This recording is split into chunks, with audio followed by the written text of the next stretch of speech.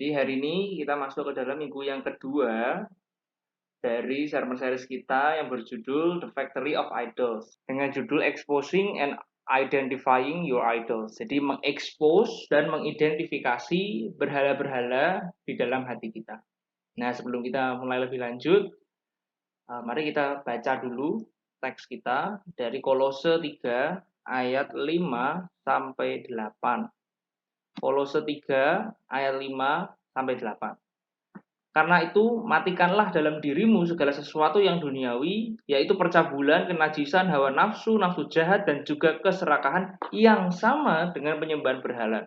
Semuanya itu mendatangkan murka Allah atas orang-orang durhaka. Dahulu kamu juga melakukan hal-hal itu ketika kamu hidup di dalamnya, tetapi sekarang buanglah semuanya ini, yaitu marah, geram, kejahatan, fitnah, dan kata-kata kotor yang keluar dari mulutmu.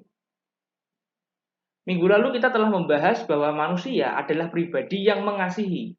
Manusia tidak bisa berhenti mengasihi. Kita tidak pernah bisa berhenti yang namanya mengasihi. Kita mungkin tidak mengasihi Allah, tetapi kita bisa menggantikan kasih Allah, kasih kita untuk Allah, dengan yang lain. Nah, apa yang kita kasihi inilah yang sejatinya juga mengontrol hidup kita. Sama seperti Hawa yang mengasihi dirinya, maka dia mengambil buah dari pohon pengetahuan yang baik dan jahat.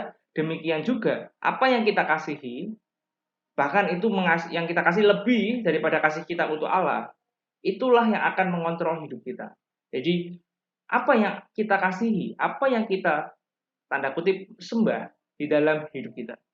Semakin penting hal tersebut bagi kita, maka hidup kita akan semakin dikontrol olehnya. Dan semakin penting hal tersebut, maka semakin kita ingin memberikan seluruh atau segala sesuatu yang kita miliki untuknya. Entah uang kita, tenaga kita, waktu kita, ataupun yang lainnya. Untuk memperoleh dan mempertahankannya. Berhala juga tidak selalu merupakan hal yang kita anggap buruk. Kita seringkali menganggap banyak sekali hal baik yang kita ingin untuk dapatkan sebagai sesuatu yang harus kita kejar. Nah, hal baik itu bisa menjadi berhala. Jadi sekali lagi, berhala, satu, tidak hanya patung. Dua, berhala tidak selalu adalah hal-hal buruk di dalam hidup ini. Berhala juga tidak selalu merupakan hal yang buruk, hal-hal baik pun juga bisa menjadi berhala. Nah, itulah mengapa kalau kita melihat penyembahan berhala. Penyembahan berhala itu bukan hanya salah satu dari berbagai macam dosa yang ada di dalam Alkitab. Penyembahan berhala adalah sebuah dosa yang besar yang mengakibatkan berbagai macam dosa lainnya. Contoh, saat seseorang memberhalakan yang namanya prestasi, maka dia akan melakukan berbagai macam cara untuk meraihnya. Maka pada akhirnya dia akan melakukan yang namanya dosa-dosa yang lain, seperti mencuri, menyuap, berbohong, bahkan membunuh. Tergantung konteksnya. Ya kan, prestasi dalam konteks apa? Kalau prestasi dalam konteks sekolah, maka mungkin dia akan mencuri jawaban atau mencontek. Tidak mencontek, mencuri, ya kan? Kalau dalam konteks prestasi dalam organisasi atau lembaga, institusi pemerintahan, maka dia akan menyuap. Atau bahkan bisa jadi membunuh. Jadi jelas, yang diberhalakan prestasi, tetapi manifestasinya dia bisa membunuh, bisa mencuri, bisa menyuap, bisa berbohong, bahkan yang lainnya. Jelas, penyembahan berhala bukan sekedar sebuah masalah yang kita hadapi setiap hari, tetapi penyembahan berhala adalah masalah itu sendiri. Itulah mengapa berhala yang sesungguhnya letaknya itu tersembunyi di dalam hati kita. Dan itulah mengapa juga di dalam Alkitab, terutama di dalam kitab Keluaran, Allah menempatkan jangan ada Allah lain di hadapanku itu sebagai perintah nomor 1. Ketika Allah memberikan perintah pertama ini, bangsa Israel sebenarnya sudah akrab dengan berhala-berhala atau ilah-ilah bangsa lain. Di Mesir mereka tentu sudah mengenal ribuan sekali dewa-dewi Mesir. Mereka sudah mengenal ada namanya dewa-dewi untuk masalah air di Sungai Nil, untuk ternak, untuk kesuksesan, untuk macam-macam. Mereka semua mengenal berbagai macam berhala, berbagai macam dewa-dewi di Mesir. Dan melalui perintah yang Allah berikan, di dalam 10 perintah Allah ini, terkhususnya perintah yang nomor 1, Allah ingin mengumumkan atau mengatakan kepada orang Israel bahwa Allah tidak boleh menjadi salah satu dari sekian banyak Allah yang disembah oleh bangsa Israel. Allah Yahweh tidak boleh menjadi salah satu dari ribuan ilah yang disembah oleh orang Israel. Tetapi Allah Yahweh harus menjadi satu-satunya Allah yang disembah oleh orang Israel. Orang Israel diminta untuk menyembah Allah secara keseluruhan, secara total, bukan secara parsial. Sebagian untuk ini, sebagian untuk itu, sebagian untuk yang lainnya. Allah ingin umatnya menyembahnya secara 100%. Itulah mengapa di dalam Wahyu 3, pada dalam surat untuk salah satu dari 7 jemaat, dikatakan seperti ini. Jadi karena engkau suam-suam kuku dan tidak dingin atau panas, aku akan memuntahkan engkau dari mulutku. Jadi jemaat ini tidak konsisten, tidak dingin, tidak panas, di tengah-tengah. Dia menyembah Allah, tapi juga yang lain. Mungkin tidak langsung menyembah patung, tetapi bisa jadi dalam konteks yang lain. Nanti kita akan eksplor lebih dalam. Jadi tidak dingin, tidak panas, menyembah Allah dan juga menyembah yang lain. Maka Allah menjadi salah satu, bukan satu-satunya yang disembah. Maka dalam hal ini, maka Allah mengatakan, aku akan memuntahkan engkau dari mulutku. Ligon Dun kan mengatakan, seluruh Alkitab ditulis sebagai serangan total terhadap penyembahan berhala. Kalau kita membaca dari perjanjian lama sampai perjanjian baru, semua membicarakan penyembahan berhala. Di dalam perjanjian lama, konteks berhala umumnya lebih kepada Allah bangsa lain, yaitu dalam konteks patung dalam hal ini. Tapi di perjanjian baru, berhala seringkali digambarkan sebagai sebuah desire yang salah, sebuah kasih yang salah. Kalau minggu lalu kita bahas sebagai kasih yang tidak, yang urutannya itu tidak benar. Jadi disordered love. Jadi itulah penyembahan berhala yang ada di dalam Alkitab. Nah, mungkin di antara kita ada yang bertanya, bukankah penyembahan berhala itu sudah kuno dan expired? Kita sudah tidak lagi menyembah patung dewa dan dewi Mesir atau Babilonia atau Asyur atau Romawi. Kita nggak lagi menyembah namanya Jupiter. Kita nggak lagi menyembah namanya Apollo. Kita nggak lagi menyembah namanya Zeus. Kita nggak lagi menyembah namanya Tiamat, dewa atau dewi di Babel. Kita tidak menyembah berhala-berhala itu. Bukankah penyembahan berhala itu sudah kuno dan expired? Nah, aku akan mengutip jawaban dari Timothy Keller di dalam bukunya Kantor Faith Gods yang bagus sekali, ya isinya luar biasa sekali. Bagi orang-orang pada masa kini, istilah berhala memunculkan gambaran orang-orang primitif sedang menyembah patung. Kitab Kisah Para Rasul berisi gambaran yang jelas tentang budaya yang ada di dalam dunia Yunani dan Romawi. Setiap kota menyembah dewa favoritnya dan membangun mezbah-mezbah di sekitar patung-patung untuk disembah. Ketika Paulus pergi ke Athena, dia melihat kota itu dipenuhi dengan patung-patung dewa dan mezbah-mezbah. Bahkan kalau kita mau baca dari secara budaya, jumlah berhala di kota Athena itu bahkan lebih banyak daripada jumlah orang di Athena. Kuil Parthenon di Athena menjadi patokan utama dan dewa-dewa lain memiliki perwakilannya sendiri di setiap sudut kota. Jadi di kota Athena itu ada dewa Aphrodite, dewa kecantikan. Ada dewa Ares, dewa perang. Ada patung dewa Artemis, dewa kesuburan dan kekayaan. Dan ada juga namanya Hephaestus, dewa keterampilan dan dewa-dewa lainnya. Nah, itu gambaran kita ya kalau kita membahas penyembahan berhala.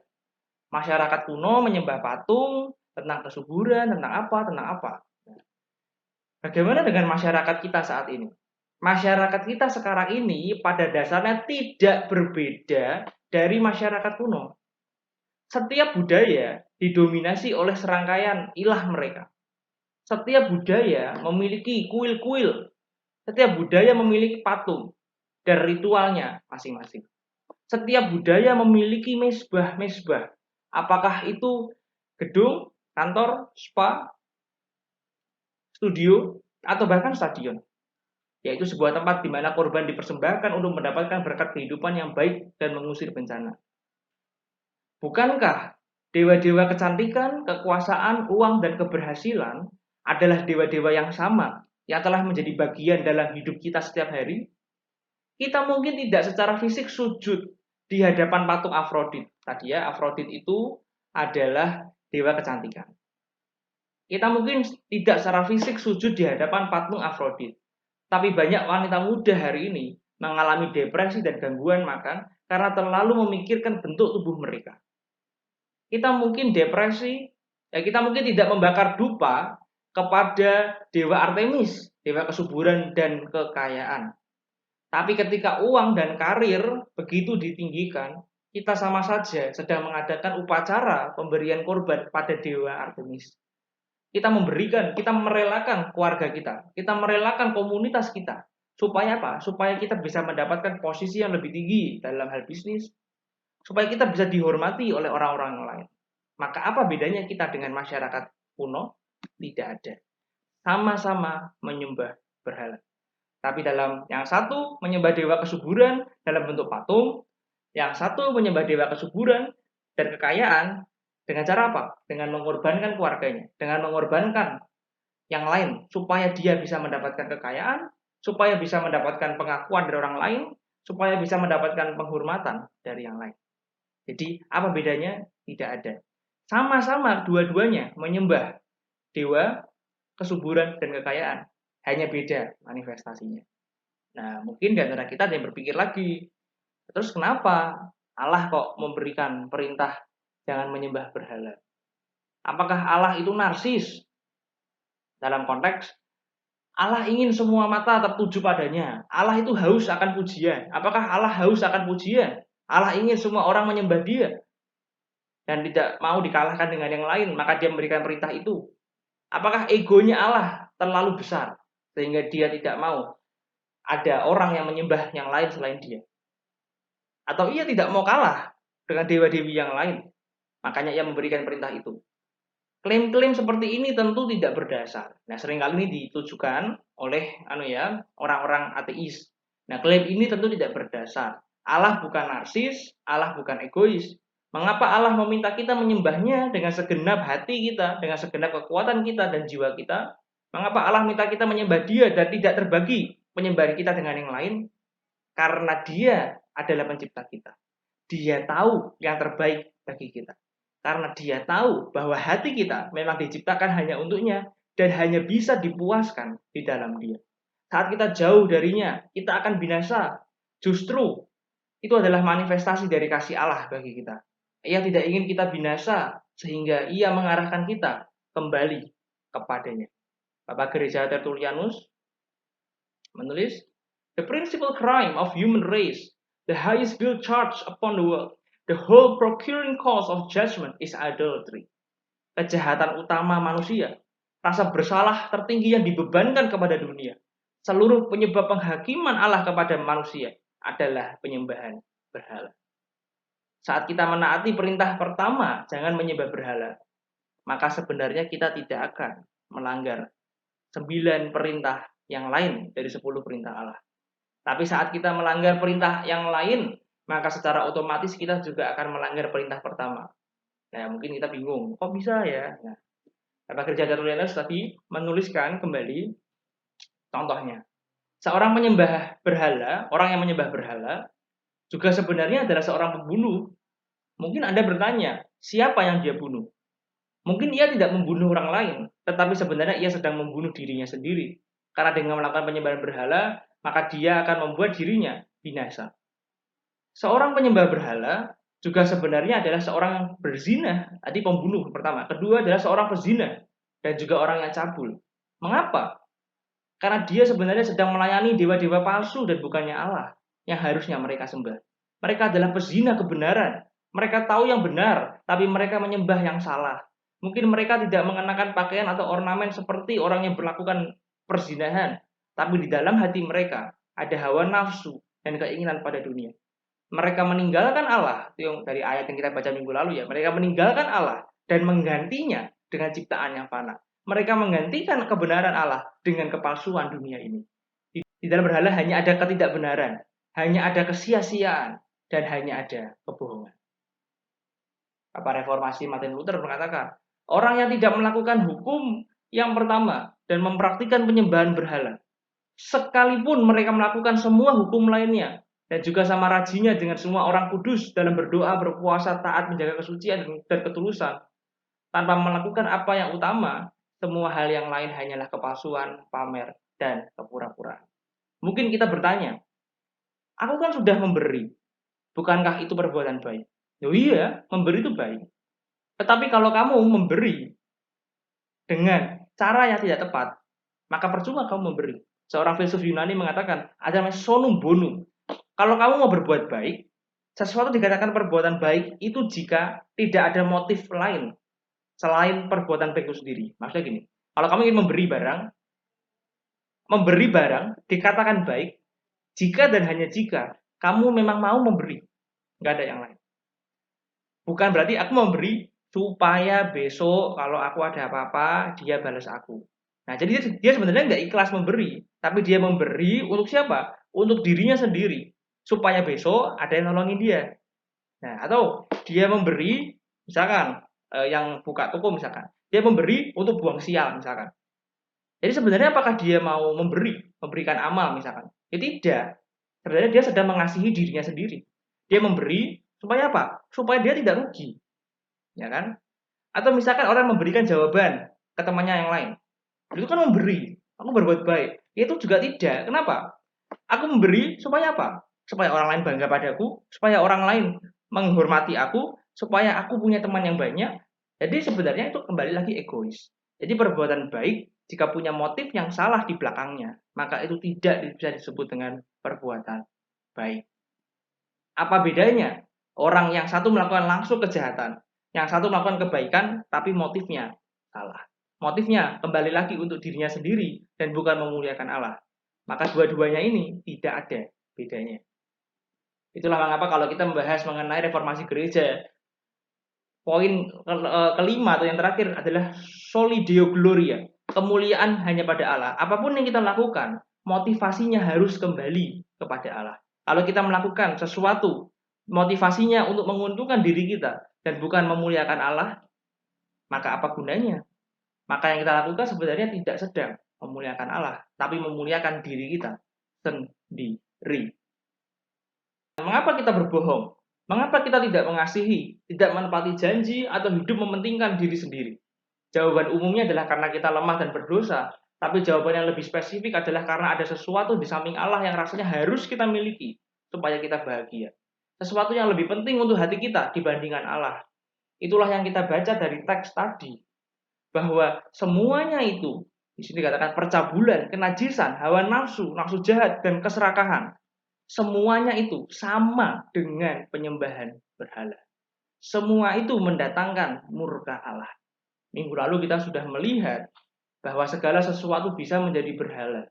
Nah, berhala ini bisa dibedakan menjadi dua sebenarnya, seperti gambar ini. Ada namanya berhala dalam, ada namanya berhala luar. Ya, berhala dalam dan berhala luar.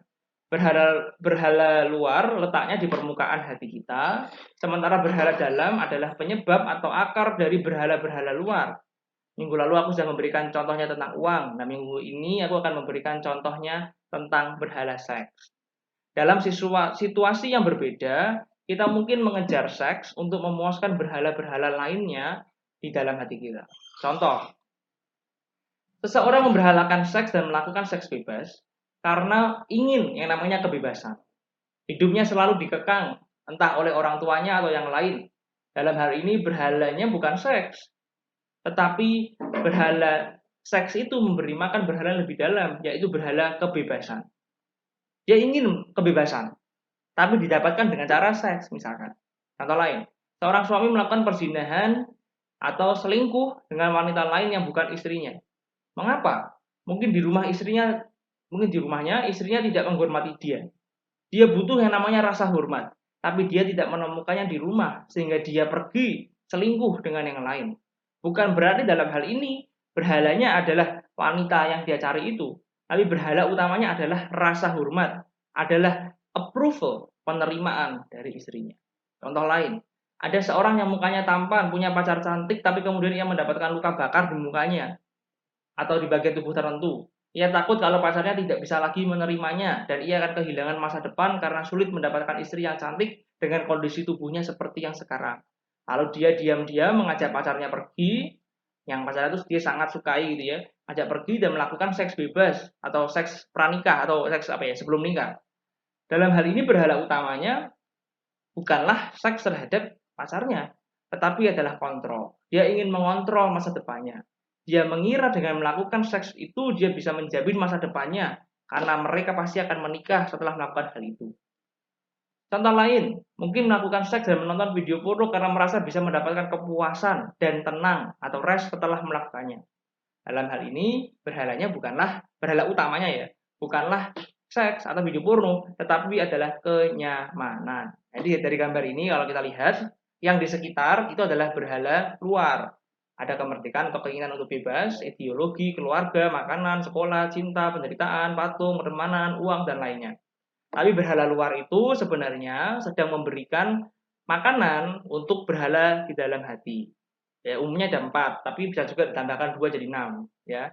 Adalah pertama kontrol, ingin mengontrol. Itu berhalanya berhala kontrol. Yang kedua approval, berhala penerimaan. Ingin diterima, ingin dihormati, ingin dihargai. Yang ketiga adalah berhala power atau kekuasaan, ingin mendapatkan kekuasaan, jabatan, dan sebagainya. Yang keempat adalah comfort atau kenyamanan, hidupnya ingin nyaman, ingin ya nggak mau yang susah-susah gitu ya. Kalau mau ditambah bisa, berhala superioritas, ingin merasa dirinya itu lebih tinggi daripada yang lain. Jadi misalkan, wah aku ini pinter kok, ini bodoh. Nah jadi dia mencari prestasi. Tujuannya apa? Berhala utamanya bukan prestasi, tapi superioritas. Dia ingin meninggikan diri. Dia ingin kalau ketemu orang itu, ini loh aku lebih tinggi, lebih pinter, lebih apa. Oh kamu tuh apa sih nilai kamu jelek terus. Nah jadi berhala utamanya adalah superioritas. Atau yang terakhir keenam adalah berhala kebebasan, freedom. Jadi atau independence ya, ingin bebas, ingin lepas dari semua. Jadi misalkan tadi ya, dia mengejar seks untuk apa? Misalkan untuk bebas dari apa ya, hidupnya yang sudah susah misalkan. Atau dia berhalakan sesuatu supaya apa? Supaya dia bisa lari dari kehidupan yang dia sekarang ini. Oke, sebelum kita lanjutkan, mungkin ada yang bingung dan bertanya, apa bedanya mengasihi dan memberhalakan sesuatu? Nah, aku akan jawab dengan contoh. Pekerjaan adalah sesuatu yang diperintahkan oleh Allah. Kita tentu harus mengasihi dong pekerjaan kita. Kalau nggak mengasihi, tentu kita akan melakukan pekerjaan itu dengan tidak benar, kita akan membuatnya dengan asal-asalan. Tapi pekerjaan, walaupun bisa kita kasihi, tetapi bisa menjadi sebuah berhala jika kita mengejarnya sedemikian keras, hingga kita lupa tanggung jawab kita pada keluarga, misalnya. Jadi kita workaholic, terlalu konsen pada pekerjaan. Ya juga terlalu konsen pada sekolah, sampai melupakan Tuhan. Udahlah, nggak usah sekolah mingguan, nggak usah gereja-gerejanan. Terus nggak usah tugas saya kan. Nggak usah nganggu Tuhan-Tuhanan. Dan nggak usah ngurusi keluarga lah, ajak tugas saja terus. Pergi sana, ajak tugas terus. Nah, nggak pulang-pulang. Dan sebagainya. Jadi, bisa menjadi suatu berhala jika kita lupa tanggung jawab kita dalam keluarga misalnya. Keluarga adalah sebuah institusi yang dibuat oleh Allah sendiri. Tapi keluarga bisa menjadi berhala jika seseorang begitu disibukkan dengan keluarganya, sehingga dia lupa dan tidak memperhatikan lagi orang lain di luar keluarganya. Dia begitu mengasihi keluarganya. Tapi kalau ada orang lain yang minta, misalkan dia ngapain sih minta, udah nggak usah minta, nggak usah dikasih lah. Jadi dia sangat mengasihi keluarganya, tapi dia lupa pada yang lain. Jadi keluarga pun bisa menjadi berhala. Contoh paling sederhana adalah orang tua. Bilangnya mengasihi anak, tetapi kenapa mereka mengasihi anak? Kenapa mereka mendidik anak dengan baik misalkan? Supaya punya uang banyak misalkan. Jadi atau supaya hidupnya bisa dinaikkan derajatnya.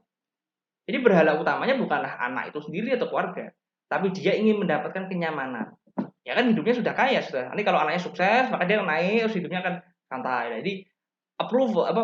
Dia ingin comfort, kenyamanan.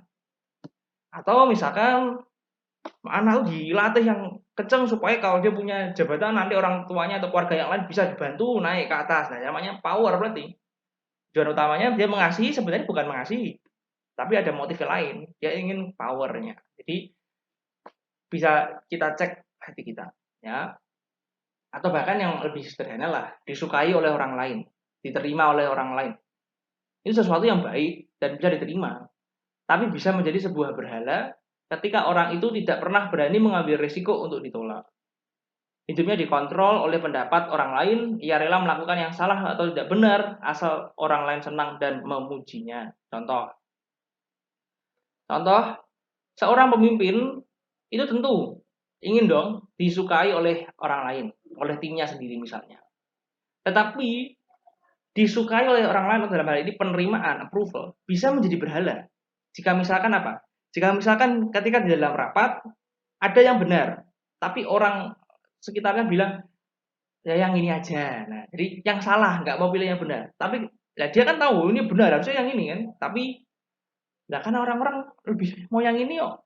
Kalau aku milih ini nanti mereka menolak aku. Mereka nggak mau lagi menghormati aku. Ya sudahlah, aku pilih ikut yang salah aja nggak apa-apa wes, supaya mereka tetap senang sama aku. Nah, jadi berhala utamanya adalah approval. Ingin diterima, tapi melupakan atau meninggalkan yang lain.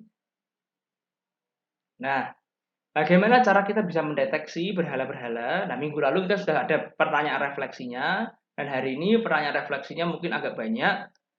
Nanti ini checklist ya, ini dalam bentuk checklist. Carilah apa yang membuat hidup kita berarti. Jadi, hidup atau saya baru berarti bila apa? Misalkan, hidup atau saya baru berarti bila saya punya kekuasaan dan pengaruh atas orang lain. Hidup saya itu punya makna tertentu kalau saya punya kekuasaan atas orang lain. Maka sebenarnya berhala kita adalah berhala kekuasaan. Saya baru punya hidup yang berarti kalau saya itu dicintai dan dihormati oleh siapa. Nah, berarti berhala hati kita adalah berhala penerimaan. Atau misalkan hidup baru berarti bila saya menikmati kesenangan hidup yang seperti ini, hidup dengan kualitas tertentu atau hidup dengan standar tertentu. Misalkan aku ingin kayak supaya hidupku itu nyaman misalnya gitu ya. Jadi berhalanya adalah kenyamanan. Atau hidup atau saya baru berarti bila saya bisa menguasai hidup saya dalam bidang tertentu. Jadi berhalanya adalah memegang kendali atau kontrol. Ini perlu diperhatikan ya. Tidak salah punya keinginan untuk menguasai bidang tertentu, misalkan bidang matematika itu nggak salah. Tapi kalau kita mengatakan hidupku baru berarti jika aku bisa menguasai matematika, nah maka itu menjadi berhala. Ya, tadi ingat berhala itu sesuatu dikatakan menjadi berhala jika dia menjadi tolak ukur makna hidup, kebahagiaan, dan tujuan hidup kita. Ya, atau bisa juga hidup baru berarti kalau orang-orang itu bergantung pada saya dan membutuhkan saya. Jadi berhalanya bahkan suka menolong, suka menolong supaya orang lain itu bergantung pada saya. Kalau ada apa-apa minta tolong sama aku gitu ya, misalkan kayak gitu. Atau hidup baru berarti kalau ada orang yang melindungi dan memastikan saya baik-baik saja. Jadi berhalanya tidak ketergantungan dengan orang lain. Hidup baru berarti bila saya sepenuhnya bebas dari tugas atau tanggung jawab saya yang ini. Jadi berhalanya adalah kemerdekaan atau kebebasan. Hidup baru berarti bila saya produktif dan bisa menyelesaikan banyak hal, maka berhalanya adalah berhala pekerjaan. Hidup baru berarti bila saya dikenali karena pencapaian saya. Jadi berhalanya adalah pencapaian atau bahkan prestasi bisa juga. Hidup baru berarti bila saya memiliki kekayaan tertentu, bisa bebas dari masalah keuangan dan sebagainya. Maka berhalanya adalah materialisme. Hidup baru berarti bila saya menaati semua aturan agama saya dan aktif dalam kegiatan-kegiatan rohani. Nah, ini berhalanya agama. Jadi mengikuti aturan agama nggak salah, aktif dalam kegiatan rohani nggak salah, tapi ketika dua hal itu menjadi syarat supaya hidup menjadi berarti, maka itu menjadi berhala. Ya, bahkan pelayanan pun bisa menjadi berhala. Karena kita nggak lagi menyembah Allah, tapi menyembah pelayanan kita. Hidup baru berarti bila orang yang satu ini ada di dalam hidup saya dan senang hidup bersama dengan saya. Nah, jadi berhalanya berhala individu tertentu. Ini slide selanjutnya ya. Hidup baru berarti bila saya memiliki atau merasa tidak terikat aturan agama sama sekali dan bisa hidup dengan nilai moral saya sendiri. Jadi berhalanya tidak beragama atau tadi ya, kebebasan. Hidup baru berarti bila ras dan kelompok suku saya sukses dan diakui lebih baik daripada ras yang lain. Jadi berhalanya ras atau suku, kesukuan. Banyak kan? Terus saya ini rasnya, etniknya ini tuh is the best ya. Lebih tinggi, lebih bagus daripada yang lain. Nah, misalnya gitu. Jadi berhalanya ras, tapi bisa jadi dalam hal kalau dicek lebih dalam berhalanya superioritas. Ingin dirinya lebih tinggi daripada yang lain. Ya kayak ya kalau mau cek sejarah misalkan Jerman lah. Tahu sendiri kan Hitler, Jerman Überaus. Jadi Jerman adalah suku bangsa terbaik di dunia. Jerman di atas yang lain. Nah, jadi itu bisa menjadi berhala. Hidup baru berarti bila saya bisa menjadi bagian dari kelompok tertentu. Jadi berhala komunitas. Hidup baru berarti bila anak-anak atau orang tua saya bahagia dan senang hidup bersama dengan saya. Jadi nggak salah punya anak atau orang tua yang bahagia hidup bersama dengan saya, tapi kalau hidup baru berarti jika punya itu. Nah, berarti itu menjadi berhala. Ini nextnya. Hidup baru berarti bila saya menemukan pasangan hidup yang tepat dan mencintai saya. Itu berhala pasangan hidup.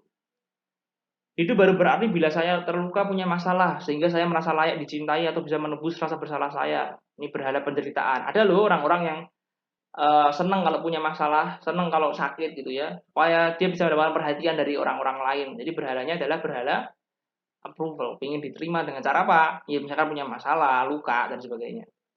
Itu baru berarti bila organisasi yang saya dukung makin maju, makin berpengaruh dan kuat. Ini berhala ideologi ya.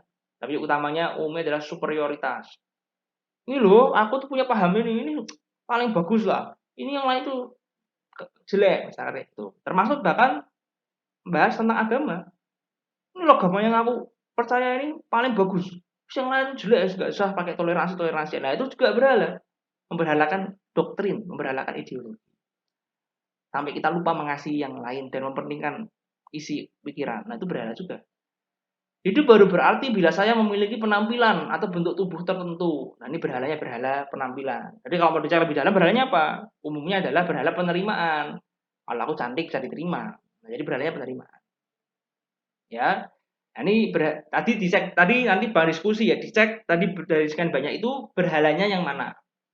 Itu tadi ada 20 kalau nggak salah. Nanti kalau selain itu masih ada nggak? Ada. Ini cari sendiri ya dalam diri kita. Nah, dari 20 itu kalau kita tarik terus ke dalam, berhalanya itu ada 6 tadi aku bilang. Berhala utamanya itu 6. Misalkan tadi ini bahas tentang penampilan. Itu baru berarti kalau saya punya penampilan dan bentuk tubuh tertentu, berarti penampilan. Tapi kalau kamu tarik, kenapa kok harus punya itu? Nah, tadi supaya diterima. Oh, berarti berhala utamanya bukan penampilan, tapi penerimaan orang lain. Nah, jadi penerimaan orang lain berhala utama. Dari 6 berhala utama ini harus kita cari. Dari sekian banyak berhala tadi, dicari terus sampai ketemu di antara 6 berhala utama itu. Pasti ada. Orang yang hidup pasti punya berhala. Cari, pasti ketemu. Nanti kita tutup dengan gospel connection, nanti baru pelan-pelan kita lepaskan. Nanti minggu depan kita akan explore lebih jauh untuk melepaskan berhala itu ya. Kita akan tutup dengan gospel connection. Tadi sudah kita bahas ayat 5 dan 6-nya. Sekarang ayat 7 dan 8. Dahulu kamu juga melakukan hal-hal itu ketika kamu hidup di dalamnya di penyembahan berhala. Tetapi sekarang, but now, buanglah semuanya ini. Dahulu kamu melakukan semua penyembahan berhala itu. Tapi sekarang buang semua. Marah, geram, kejahatan, fitnah, kata-kata kotor, semua buang. Nah, kenapa kita bisa dan harus membuang semua itu? Nah, jawabannya ada di ayat berikutnya, ayat 9 dan 10. Karena kamu telah menanggalkan manusia lama dan kelakuannya, dan telah mengenakan manusia baru yang terus-menerus diperbarui untuk memperoleh pengetahuan yang benar menurut gambar kaliknya. Nah, mengapa kita bisa dan telah menanggalkan manusia lama dan mengenakan manusia yang baru? Ada di ayat ketiga. Sebab kamu telah mati dan hidupmu tersembunyi bersama dengan Kristus di dalam Dia. Kristus, anak surga, datang ke dunia untuk mati di kayu salib bagi kita dan Ia memberikan hidup yang baru bagi kita. Hal ini terlihat dengan jelas di dalam sakramen baptisan. Kalau kita baptis, itu ada 2 gerakan utama. Kepala masuk ke dalam air dan tubuhnya masuk ke dalam air lalu keluar dari air. Masuk ke dalam air artinya kita dikuburkan dan mati bersama dengan Kristus. Saat kita keluar dari air artinya kita dibangkitkan dan menerima kebangkitan bersama dengan Kristus. Jadi dengan kematian dan kebangkitan Kristus kita menerima hidup yang baru. Kalau di dalam ini slide terakhir, Yohanes 10, hidup yang baru itu hidup yang seperti apa? Tuhan Yesus mengatakan hidup itu, kita akan punya hidup itu di dalam segala kelimpahan, abundance. Abundance-nya seperti apa? Ini yang lebih dari yang kita bisa bayangkan. Karena saat kita punya hidup yang baru, hidup kekal itu, maka kita memiliki Kristus. Karena hidup kekal itu sesungguhnya adalah saat kita memiliki Kristus di dalam hidup kita. Hidup kekal itu adalah hidup yang jauh lebih indah dari yang kita bisa bayangkan. Dan itu sudah kita miliki saat kita percaya kepada Kristus dan kita mau menanggalkan manusia lama kita dengan cara membuang berhala-berhala kita dan menggantikannya dengan Injil Kristus yang tentunya lebih indah. Maukah kita percaya pada Kristus? dan menanggalkan berhala-berhala yang kita miliki? Silakan dijawab sendiri-sendiri. Amin.